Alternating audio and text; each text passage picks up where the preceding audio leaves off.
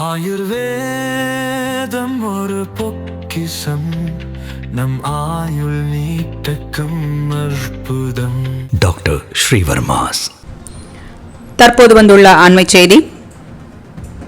தமிழ்நாட்டில் நடத்தப்படும் SIR குறித்து வரும் நவம்பர் 2ஆம் தேதி அன்று அனைத்து கட்சி கூட்டம் நடத்தப்படும் என்று தமிழக முதல்வர் ஸ்டாலின் தெரிவித்துள்ளார். தேர்தலுக்கு மிக நெருக்கத்தில் பருவமழை காலமான நவம்பர் மற்றும் டிசம்பர் மாதங்களில் SIR மேற்கொள்வது சவாலானது என்று ஸ்டாலின் தெரிவித்துள்ளார். அவசர கதியில் செய்யப்படும் SIR நடவடிக்கை மக்களின் வாக்கு உரிமையை பறித்து பாஜகவுக்கு சாதகமான தேர்தல் ஆணையத்தால் நடத்தப்படும் சதியாக அமைந்துள்ளது என்று ஸ்டாலின் குற்றம் சாட்டியுள்ளார்.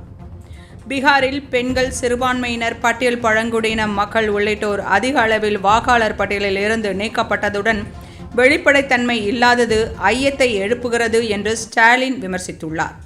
மக்களின் வாக்குரிமைதான் ஜனநாயகத்தின் அடிப்படை. அதை பறிக்க துணியும் ஜனநாயக படுகொலையை எதிர்த்து தமிழ்நாடு அரசு போராடும், தமிழ்நாடு வெல்லும் என்று ஸ்டாலின் திட்டவட்டமாக தெரிவித்துள்ளார். அண்மை செய்தியை பார்த்து கொண்டிருக்கிறோம்.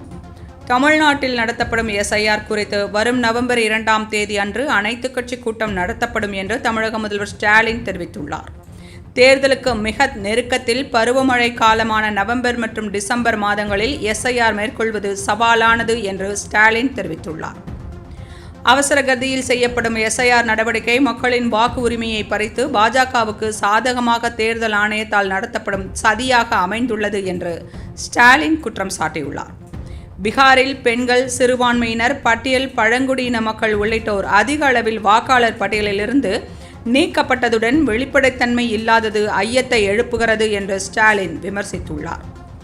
மக்களின் வாக்குரிமைதான் ஜனநாயகத்தின் அடிப்படை. அதை பறிக்க துணியும் ஜனநாயக படுகொலையை எதிர்த்து தமிழ்நாடு போராடும், தமிழ்நாடு வெல்லும் என்று ஸ்டாலின் திட்டவட்டமாக தெரிவித்துள்ளார்.